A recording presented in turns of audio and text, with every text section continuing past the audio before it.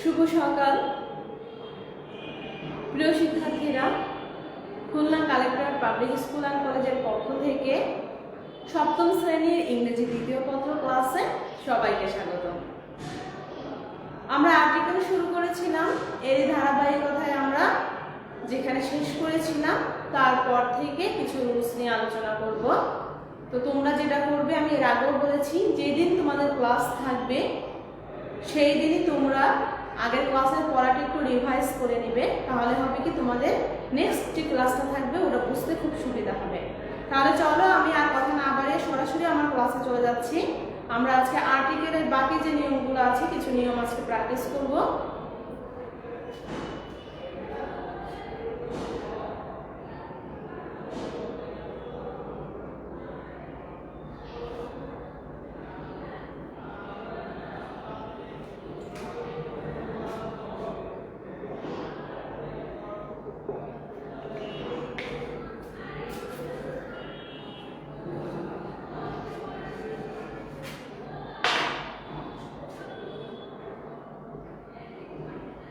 omission of article, আমরা article কোথায় কোথায় বসে না এই বিষয়গুলো মেইনলি দেখছিলাম।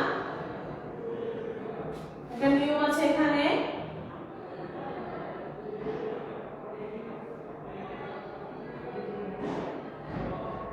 ঋতুর নামের পূর্বে দি বসতেও পারে, আবার কোনো ক্ষেত্রে দি বসে না। দেখো, প্রত্যেকটারই কিছু এক্সেপশনাল রুলস থাকে, মানে এরকম কোনো ফিক্সড রুলস নেই যে হতেই হবে। আমরা শুরুতে যে দির জেনারেল যে রুলসটা শিখেছি, যেটা হচ্ছে যদি নির্দিষ্ট করে বোঝায় সেক্ষেত্রে আমরা দি বসাবো। তো দেখো, এরকম সিজনের ক্ষেত্রে আমাদের এখানে যেহেতু সিজন, সবগুলো সিজন, এক একটা সিজনের এক একটা আলাদা আলাদা নাম আছে এবং অবশ্যই এক একটা নির্দিষ্ট। তো সেক্ষেত্রে তোমরা এখানে দি বসাতেও পারো, আবার না বসাতেও পারো। যেমন যদি বলো দি রেইন,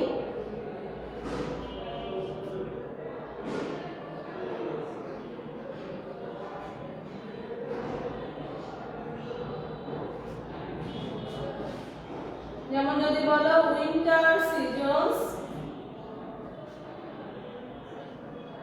হ্যাভ স্টার্টেড। তো এই যে উইন্টার ঋতু শুরু হয়ে গেছে, উইন্টার আমরা জানি যে অলরেডি উইন্টার চলছে। তো এখানে যেমন দেখো, এখানে তুমি যদি দি দাও, দি দিলেও হবে, আবার যদি দি না দাও সেটাও হবে। দি দিয়েও করতে পারো, অথবা শুধু সিজনের নামটা লিখে দিতে পারো। তো এইভাবে সেম ওয়েতে যতগুলো ঋতু আছে সেই নামের ক্ষেত্রে আমরা আর্টিকেল বসাতেও পারি, আবার নাও বসাতে পারি। আমি বারবার তোমাদের বলে রাখছি, আমাদের কিন্তু এরকম ইন্ডিভিজুয়াল এক একটা সেন্টেন্স দিয়ে পরীক্ষায় আসবে না।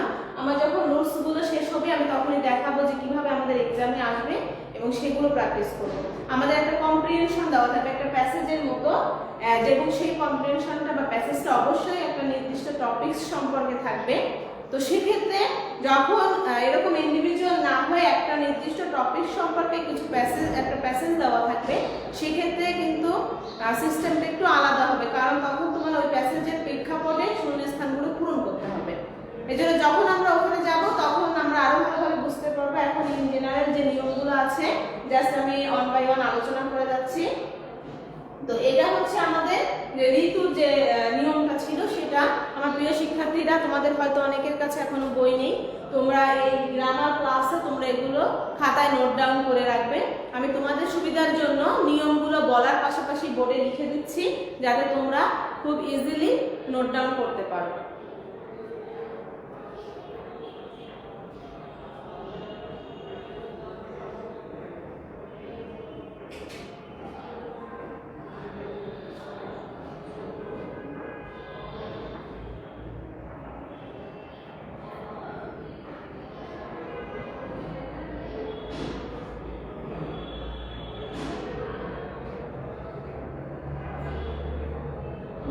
Miss, I know.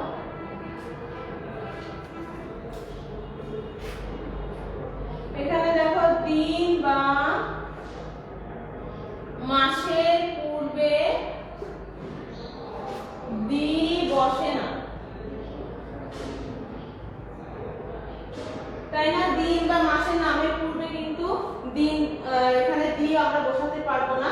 যে কোনো একটা তুমি মনে করো Saturday is the first day of the week, এটা যদি দিয়ে আমি যদি একটি সেন্টেন্স করি, এখানে লেখো Saturday is the first day of the week. এখানে হচ্ছে স্যাটারডে, স্যাটারডের পূর্বে দেখো আমি কোনো আর্টিকেল ব্যবহার করি, তাহলে এই যে দিন বা এখানে আমি যদি জুলাই মাস বা যে কোনো মাসের নাম যদি দিই বা এভাবে যদি লিখি যে January is the first month of the year, এভাবে যদি লিখি দেখো জানুয়ারির পূর্বে কোনো আর্টিকেল বসবে না।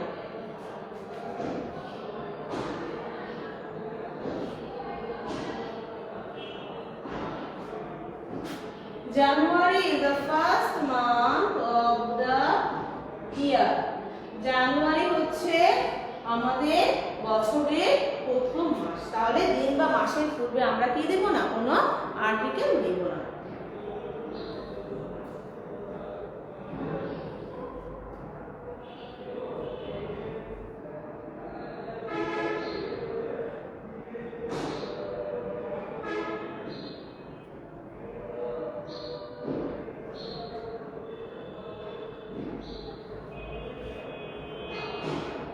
দেখো আমি একটু টাইম দিচ্ছি তোমাদের লেখার জন্য, আমি একটু টাইম দিই যাতে তোমরা একটু নোট ডাউন করতে পারো, এরপর আমি নেক্সট রুলসে যাব।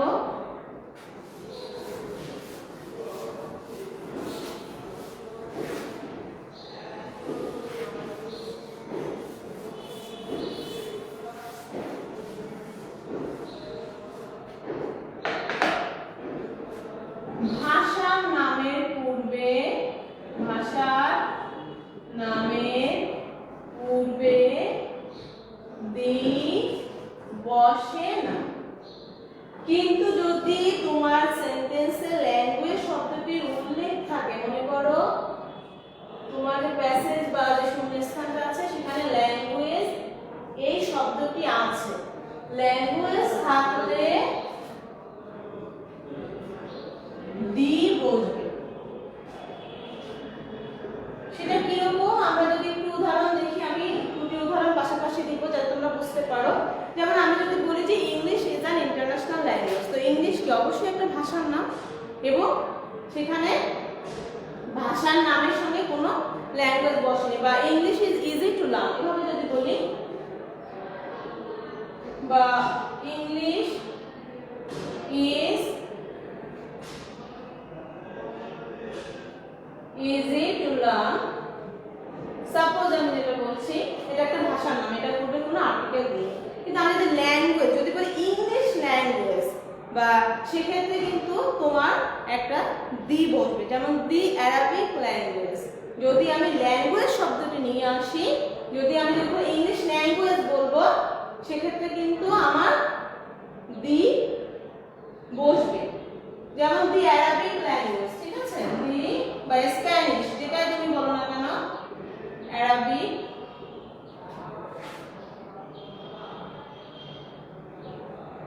the Arabic language is important for every Muslims, তাই না? জানি আমরা যে ধর্মভেদে আমাদের কিছু কিছু ভাষা আছে যেগুলো গুরুত্বপূর্ণ, যেমন ইসলাম ধর্মের মানুষের জন্য অ্যারাবিক ল্যাঙ্গুয়েজটা খুবই গুরুত্বপূর্ণ। তো দেখো এখানে ল্যাঙ্গুয়েজ শব্দটি ভাষার ঠিক ইমিডিয়েট পরে থাকবে। ইংলিশ ইজ ইন্টারন্যাশনাল ল্যাঙ্গুয়েজ, এটা হলেও কিন্তু তোমার হচ্ছে আর্টিকেল হচ্ছে না। আমি পাশাপাশি এই উদাহরণগুলো দেখাচ্ছি। দেখো English is an international language, যে ইংলিশ হচ্ছে একটা আন্তর্জাতিক ভাষা। দেখো এখানে ল্যাঙ্গুয়েজ আছে কিন্তু ইংলিশ ভাষা এক জায়গায়, ল্যাঙ্গুয়েজ হচ্ছে শেষে, এরকম থাকবে না, দুইটি পাশাপাশি থাকবে, যেমন ভাষার নামটা থাকবে এবং এই ল্যাঙ্গুয়েজ শব্দটি ইমিডিয়েট পরে, মানে একদম ঠিক পরপর থাকবে, সেক্ষেত্রে আমরা এই দুইটা ব্যবহার করব।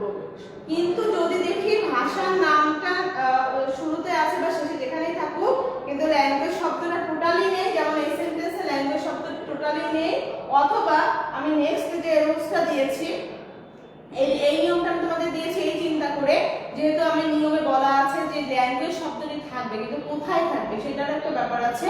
যদি ল্যাঙ্গুয়েজ শব্দটি এরকম শেষেও থাকে তাহলেও আমাদের কোনো আর্টিকেল বসছে না। দেখো English is an international language, বা দি ইংলিশ ল্যাঙ্গুয়েজ যদি হতো তাহলে দিটা আগে আসতো। যেমন যদি বলি দি ইংলিশ ল্যাঙ্গুয়েজ, দেখো এই উদাহরণটা আমি আরেকটা দিচ্ছি।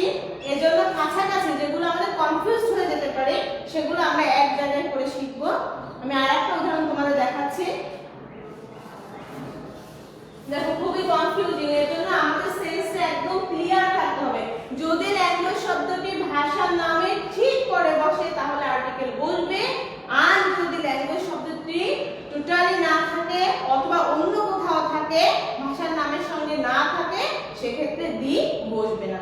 যেমন দেখো সেম আমি আরেকটা বলি, the English language, the English language is very important for us, তাই না? কারণ এটা হচ্ছে ইন্টারন্যাশনাল ল্যাঙ্গুয়েজ, এজন্য আমরা যে ভাষাভাষীরই লোক হই না কিন্তু প্রত্যেকে এই ভাষাটা আমরা খুব সুন্দরভাবে আমরা শেখার চেষ্টা করছি, তাই না? তো এই জন্য দেখো দি ইংলিশ ল্যাঙ্গুয়েজ, এই যে ভাষার নামের পর্বে দি আছে, ল্যাঙ্গুয়েজ শব্দটি আছে, এই কারণে এখানে আমি দি বসিয়েছি। নেক্সট আমি যেটা দেখি, English is easy to learn. তো এখানে দেখো ইংলিশ হচ্ছে এখানে ভাষা, এখানে কোথাও কিন্তু আমার ল্যাঙ্গুয়েজ শব্দটির উল্লেখ নেই, এই কারণে আমি আর্টিকেল বসাইনি।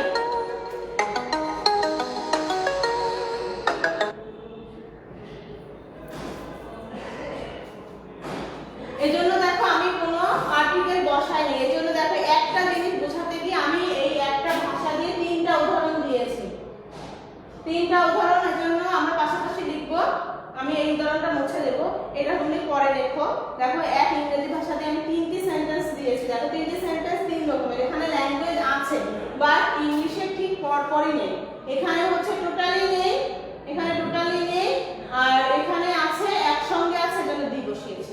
আমার মনে হয় আমার প্রিয় শিক্ষার্থীরা এখন বুঝতে পেরেছো। এই জন্য আমরা কি করবো, প্রচুর নিয়ম প্র্যাকটিস করব, নিয়মের সঙ্গে সঙ্গে আমরা প্রচুর উদাহরণ প্র্যাকটিস করব। নিয়মটা বড় কথা না, তুমি যদি উদাহরণটা ভালোভাবে বুঝে ফেলো তুমি খুব ইজিলি আর্টিকেলে শূন্যস্থান করতে পারবে। এজন্য বইয়ে দেখা যায় যে দুই একটা উদাহরণ দেওয়া থাকে, তুমি যেটা করবে তুমি আরো বেশি উদাহরণ প্র্যাকটিস করবে, এবং যেগুলো কনফিউজিং, যেমন দেখো ইংলিশ ল্যাঙ্গুয়েজ দিয়ে আমি তিনটি সেন্টেন্স করলাম, এটা কিন্তু খুব কনফিউজড। যে বলা হয়েছে নিয়মে ল্যাঙ্গুয়েজ থাকবে, এখানে নিয়মে ল্যাঙ্গুয়েজ আছে বাট ইংলিশে ঠিক পর পরে নেই, এই জায়গাটা আমাদের ভুল হয়ে যাওয়ার সম্ভাবনা আছে। তো এই যে যে জায়গাগুলো একটু ভুল বেশি হতে পারে বা যেখানে আমাদের একটু সমস্যা মনে হয়, সেগুলো আমরা কি করব, অন্য কালার পেন দিয়ে একটু মার্ক করে রাখবো যাতে সহজেই চোখে পড়ে। ব্ল্যাকের মধ্যে যদি ব্ল্যাক থাকে তাহলে অতটা চোখে পড়বে না, তুমি যদি একটু অন্য কালার পেন ইউজ করো দেখবে যে খুব সহজেই তোমার ওই জায়গাটা হাইলাইটেড হচ্ছে। এবং আমার যেটা মনে হয় যে বইয়ে যদি কালার পেন ইউজ না করি বা খাতায় যদি আমি অন্য কালার পেন নোট করার ক্ষেত্রে ইউজ না করি, ওটা কিন্তু মনেও দাগ লাগে না, ওটা চোখে থেকে যায় এবং ওটা আলটিমেটলি মনের মধ্যে ধারণ করা হয়। এই জন্য আমি সবসময় বলি আমার প্রিয় শিক্ষার্থীরা, তোমরা অবশ্যই কালার পেন ইউজ করবে যখন কোনো নোট ডাউন করবে বাসায় অথবা কোনো বই পড়বে। যেগুলো ইম্পর্ট্যান্ট, যেগুলো বেশি বেশি ভুল হতে পারে, শুধুমাত্র সেই বিষয়গুলো সেই জায়গাটা আমরা মার্ক করে রাখবো, ঠিক আছে? এবং বেশি বেশি উদাহরণ প্র্যাকটিস করবে, তাহলে তোমরা এই উদাহরণগুলো আমার মতো করে খাতায় লিখে নাও।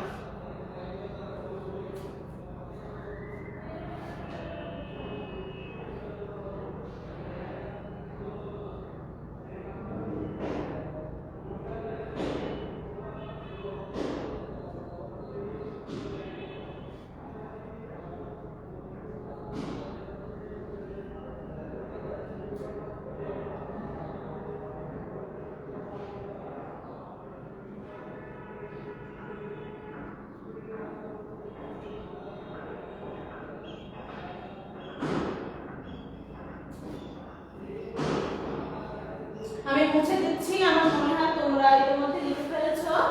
এবার আমি যেটা যাব নেক্সট রুলসে যাব। দেখো ব্যতিক্রম থাকে না, সব কিছু কিছু রুলস থাকে, ব্যতিক্রম আছে, সেই ব্যতিক্রম জায়গাটা আমরা হাইলাইট করে রাখবো। এবার যেটা নিয়মটা আমি করাচ্ছি সেটা হচ্ছে রোগের নামের পূর্বে, রোগের নামের পূর্বে সাধারণত দি বসে না, কিন্তু ব্যতিক্রম আছে। আচ্ছা চলো সেই ব্যতিক্রমটাকে সেটা দেখাবো।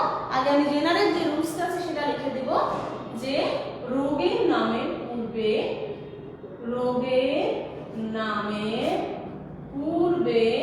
সাধারণত দি বসে না।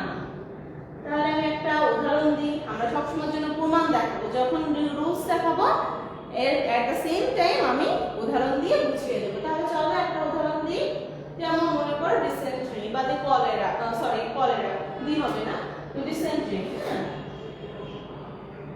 Dysentery is very dangerous for child। ঠিক আছে, আমি শিশু দিয়ে উদাহরণ দিলাম, এটা সবার জন্যই ডেঞ্জারাস, কিন্তু শিশুরা কি হয় খুব ইজিলি, যেহেতু বাচ্চা বয়সে ওরা ওরকম খেতে চায় না, ডিসেন্ট্রি বলে আমরা জানি যে আমাদের বাচ্চারা খুব বেশি অসুস্থ হয়ে যায়, তো খুব বেশি ভয়ানক একটা অবস্থার সৃষ্টি হয়। তো সেখানে আমি লিখতে পারি যে dysentery is very dangerous for child or for human being as a wish. তুমি যেভাবেই বাক্য তৈরি করো না কেন। এবার কিছু ব্যতিক্রম আছে, যেটা বলছি কিছু কিছু রোগ আছে যেটার পূর্বে দি বসে, এবং সেটা যখন আমরা শিখবো আমরা ওই রোগের নামটা সহ দিটা মেমোরাইজ করে ফেলবো। কিভাবে দেখো, ব্যতিক্রম মানে এক্সেপশনাল। কি আছে, দি জি ও ইউ টি কোজ, দি মিসেলস MEASLES, এই যে নাম আছে, এই রোগগুলোর সাথে সবসময়ের জন্য হচ্ছে দি বসে। জন্য আমরা যখন শিখবো আমরা কি করবো, এটার পূর্বে একটা দি বসিয়ে মুখস্থ করবো। দি মিসেলস, এরকম আরো আছে, দি মামস আছে,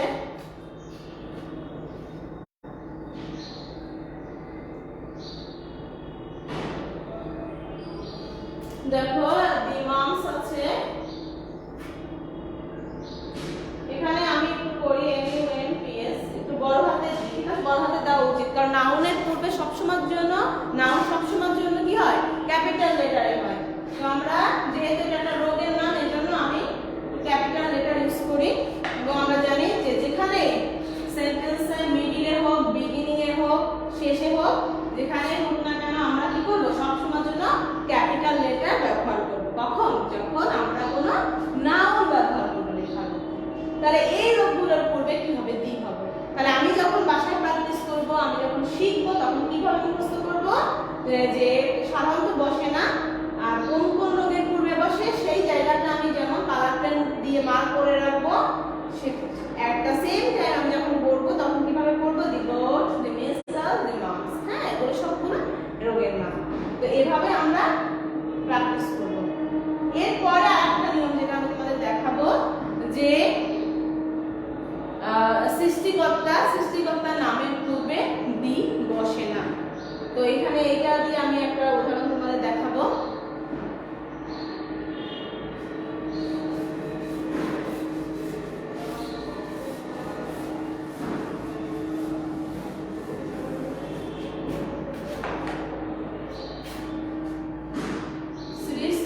সৃষ্টিকর্তার নামের পূর্বে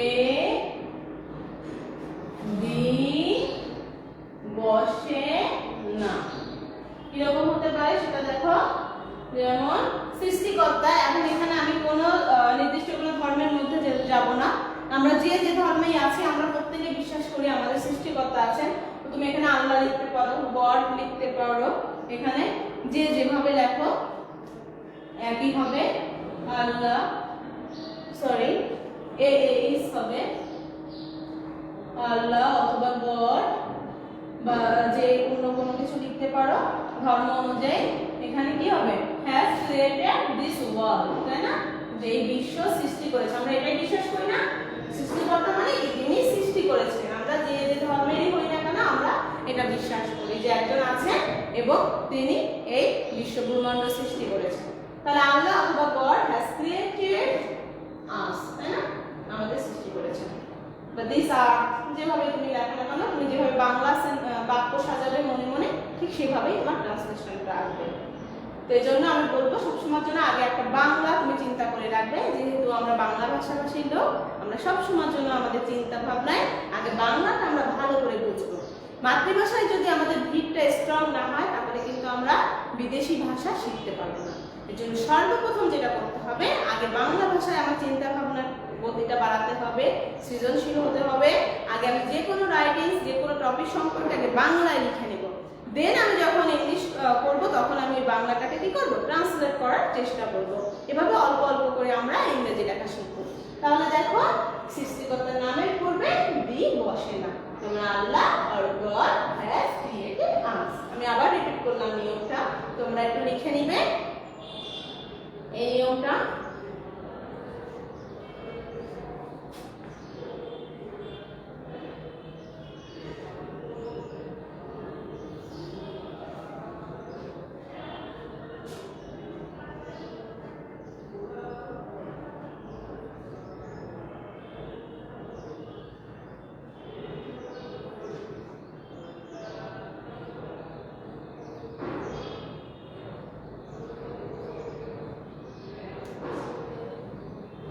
এবার আমি আরেকটা নিয়ম দেখাবো আমার শিক্ষার্থীদের জন্য। আমি এই নিয়মটা মুছে দিব, আমার মনে হয় তোমরা এর মধ্যে লিখে ফেলেছো।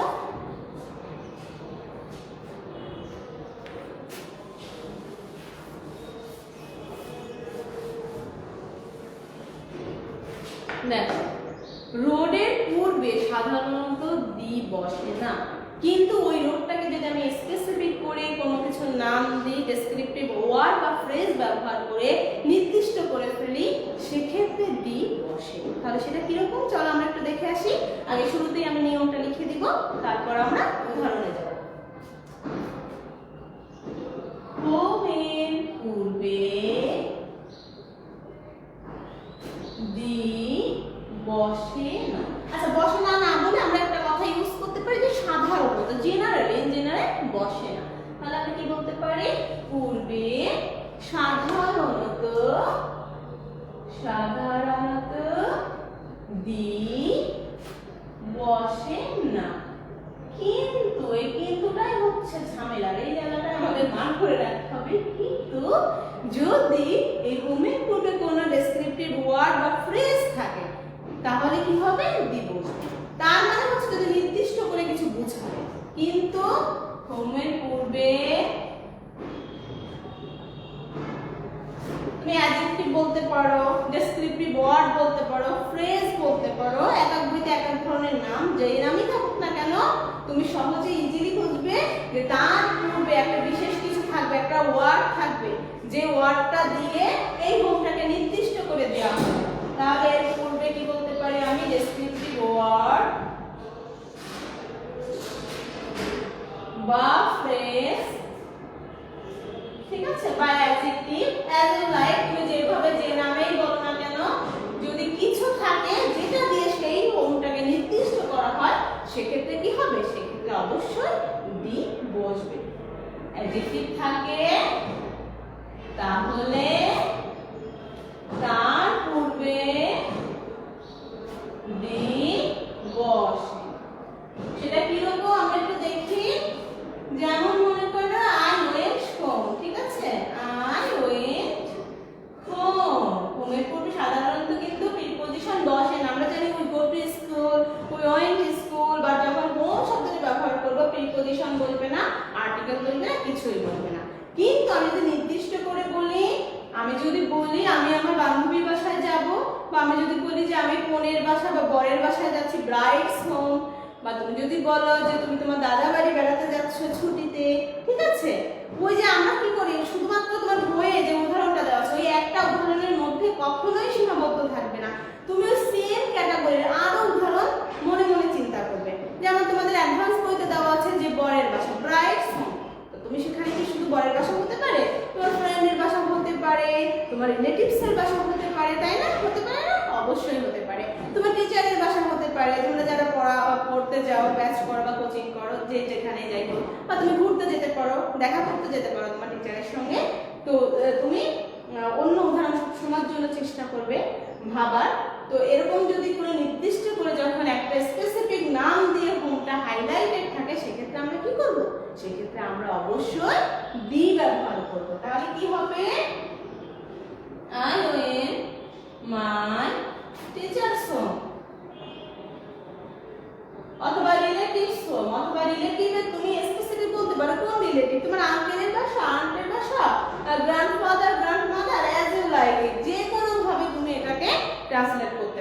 তুমি যেভাবে বাংলা সাজাবে তোমার ট্রান্সলেশনটা ঠিক সেভাবে হবে। তাহলে আমরা দেখো, আচ্ছা সরি আমি দি বলিনি, যে I and the teachers home, ঠিক আছে। এখানে যেহেতু আমি নির্দিষ্ট করে বলেছি হোমের আগে কি আছে, হোমের আগে কি কোনো ওয়ার্ড বসেছে? হোমের আগে দেখো হোমে কি পূর্বে বসেছে, কি বসেছে? টিচার্স বসেছে। এখানে যে ওয়ার্ডই থাকুক না কেন যদি এরকম নির্দিষ্ট করে বোঝানো হয় সেক্ষেত্রে আমরা কি করব, সেক্ষেত্রে আমরা একটা দি ব্যবহার করব। আর যদি জেনারেলি সাধারণত হোমের পূর্বে কি হয়, দি বসে না। শোনো, প্রত্যেকটা নিয়ম পড়ার পরে তুমি নিজে নিজে নতুন নতুন উদাহরণ চিন্তা করবে এবং হোমওয়ার্ক প্র্যাকটিস করবে। কিন্তু আমি দেখি আনফরচুনেটলি বেশিরভাগ তোমরা কি করো, ওই যে বইয়ে যে উদাহরণ আছে ওটাই টানার চেষ্টা করো। ওটা তুমি শেখো, ওটা তোমার হেল্পিং হ্যান্ড, ওটার মাধ্যমে তুমি ওটা থেকে অন্য একটু চিন্তা করো, সৃজনশীলতা বাড়াতে হবে, নিজের চিন্তা শক্তি বাড়াতে হবে। তো আমি বলবো যে নিয়ম পড়ার পাশাপাশি আমরা অনেক বেশি উদাহরণ প্র্যাকটিস করি। নিয়মের আসলে কোনো শেষ নেই, উদাহরণ তুমি যত প্র্যাকটিস করবে, যত বেশি তুমি হচ্ছে প্যাসেজগুলো যেভাবে আমাদের পরীক্ষায় আসবে তত বেশি তুমি কি হবে, তুমি বেশি স্কিল হবে। দেখবে যে তুমি প্রথম প্রথম যেভাবে পারছো যত বেশি প্র্যাকটিস করবে দেখবে যে আরো বেশি ইজি মনে হচ্ছে, ইজি থেকে ইজিয়ার হয়ে যাবে, ঠিক আছে। তাহলে এই হচ্ছে আমাদের হোমের যে নিয়মটা। আচ্ছা, আরো অনেক নিয়ম আছে, আসলে অত নিয়ম সব শেখার মতো না। আমি যেগুলো যেগুলো মোটামুটি দেওয়ার মতো আমি হাইলাইট করে করে সেগুলোই তোমাদের দেখাচ্ছি।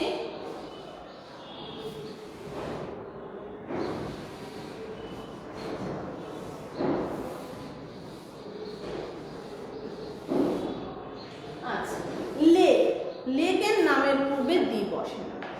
যেমন হচ্ছে লেক বৈকাল, লেক কাস্পিয়ান, তাই না? লেক মানে কি, হ্রদ। লেক বা হ্রদের নামের পূর্বে, লেক বা হ্রদের নামের পূর্বে দি বসে না। যেমন কয়েকটি লেকের নাম দিলাম, লেক বৈকাল, লেক কাস্পিয়ান। দেখো আমি প্রত্যেকটা নাউনের আগে কিন্তু নামটা কি লিখেছি, ক্যাপিটাল লেটারে লিখেছি। এই ছোটখাটো ভুলগুলো আমাদের হয়ে যায়, এজন্য আমরা যদি একটু সতর্ক থাকি তাহলে আমার লেখাটা ভুল হবে না। তাহলে লেক বৈকাল, লেক কাস্পিয়ান, ঠিক আছে। এগুলোই হচ্ছে তোমার লেক বা হ্রদের নামের পূর্বে দি বসে না, ঠিক আছে। এইভাবে আমরা প্র্যাকটিস করব।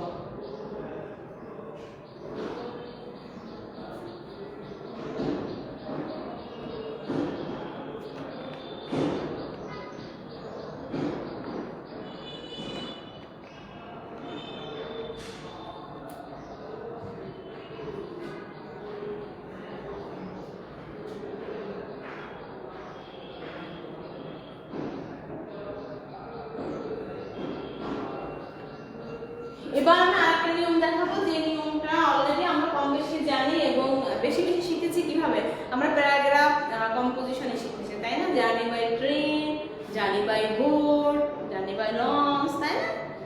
তারপরে কি আছে, এই যে এই ধরনের জার্নি বাই প্লেন। তো এখানে কি হয়, যে জার্নি বা ভ্রমণ সম্পর্কিত যদি এরকম কোনো কিছু থাকে সেক্ষেত্রে আমরা দি কোনো আর্টিকেল, দি অথবা কোনো আর্টিকেলই বসবে না, তাই না? ওগুলো আমাদের একদম মেমোরাইজ আছে, যে বাই ট্রেন কি হয়, তখন বলবে বাই, বি ওয়াই, বাই। এই নিয়মটাই আমি তোমাদের এখন লিখে দেখাবো।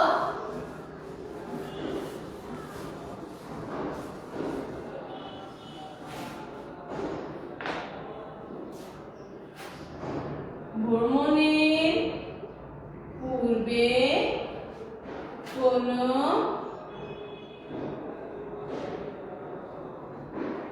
আর্টিকেল বসে না। ভ্রমণ বলতে এখানে আসলে কি বোঝাচ্ছে, এটাকে আরেকটা স্পেসিফিক করে বলি, যেটা হচ্ছে তোমার মানে ভ্রমণের জন্য যে ট্রান্সপোর্ট বা যে যানবাহনটা আমরা ব্যবহার করি, ঠিক আছে। মানে সেটাকে আমি সংক্ষেপে লিখেছি ভ্রমণের পূর্বে। তো তোমরা যদি আরো একটু স্পেসিফিক ভাবে লিখে রাখতে চাও একদম নোট আকারে, কারণ পরবর্তীতে যখন আমরা অন্য আইটেমে চলে যাব অনেক বেশি, তখন হয়তো এগুলো অত ভালো বুঝবে না যে ভ্রমণ বলতে আসলে কি বোঝানো হচ্ছে। তুমি এখানে লিখতে পারো যে ভ্রমণের যানবাহনের পূর্বে, মানে যে মাধ্যমে তুমি ভ্রমণটা করবে। তাহলে আমি একটু লিখে দিই ভ্রমণের যানবাহনের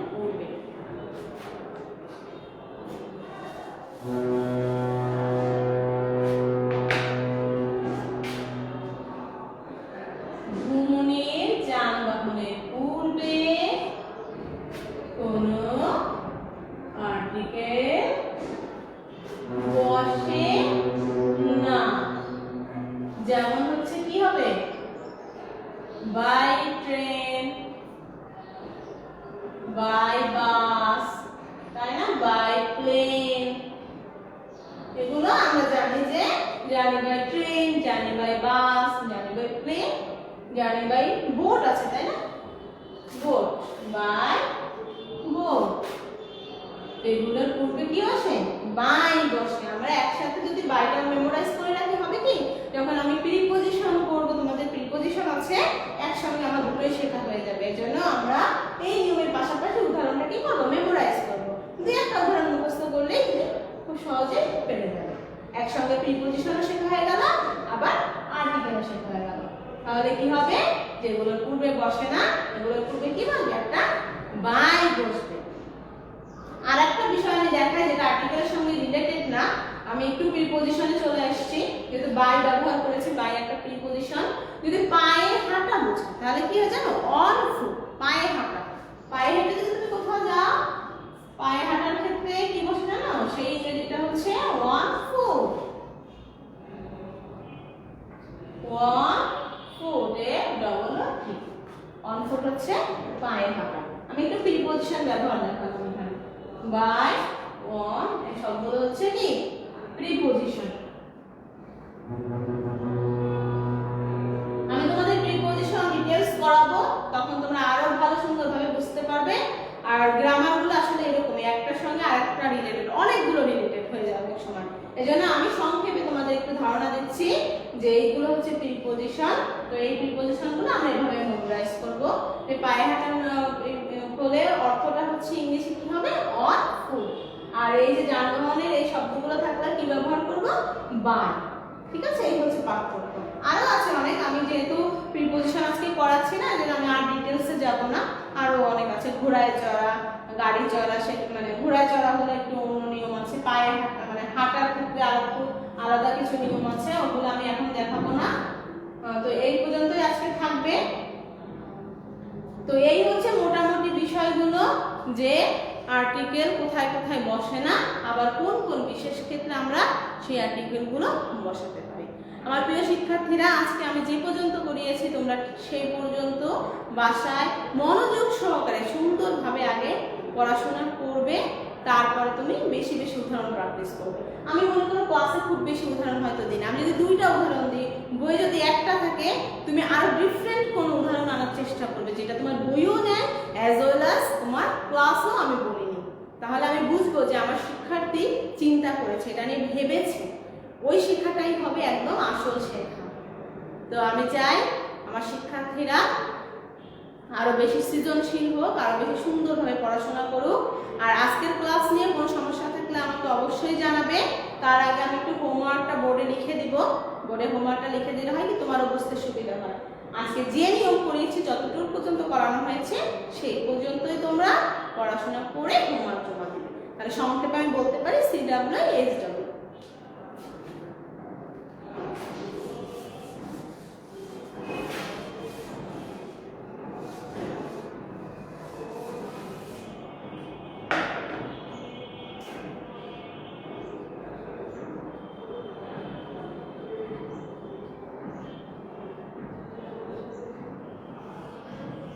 দেখো বোর্ডে লিখে দিয়েছি যে CWSW পড়া প্লাস লেখা। আমি চাই তোমাদের কিন্তু আগের মতো আমি সারা পাচ্ছি না। আমি গত বছর তোমাদের যত বেশি হোমওয়ার্ক পেয়েছি, এবছর আমি আসলে স্যাটিসফাইড না। আমি আশা রাখবো যে আমার শিক্ষার্থীরা পড়াশোনায় মনোযোগী হবে এবং প্রত্যেকে হোমওয়ার্ক জমা দেবে। আমরা কিন্তু একটা রিপোর্ট রাখছি, কে জমা দিচ্ছ কে দিচ্ছ না, আমরা কারা বেশি সিরিয়াস পড়াশোনা করছো। এবং সেই সাথে আমি তো গার্ডিয়ানদেরও ধন্যবাদ জানাতে চাই যে গার্ডিয়ানরা এই করোনা মুহূর্তে তার সন্তানের জন্য এই যে সুন্দর ব্যবস্থা করে দিচ্ছে, তোমাদের টেক কেয়ার করছে, পড়াশোনা করাচ্ছে, অনলাইনের ক্লাসগুলো দেখে তোমাদের সাহায্য করছে। তাদের হেল্প ছাড়া তোমরা আসলে এখন এই সংকটকালীন সময় এভাবে পড়াশোনা করতে পারতে না। তো আমি চাইবো যে আমার প্রত্যেক শিক্ষার্থী নতুনভাবে, নতুন বছরে নতুন উদ্যমে আবার পড়াশোনা শুরু করবে এবং তার ধারাবাহিকতা সারা বছর জুড়ে বজায় রাখবে। তো এই আশা আশীর্বাদ ব্যক্ত করে আজকের ক্লাস এখানে শেষ করছি। আল্লাহ হাফেজ।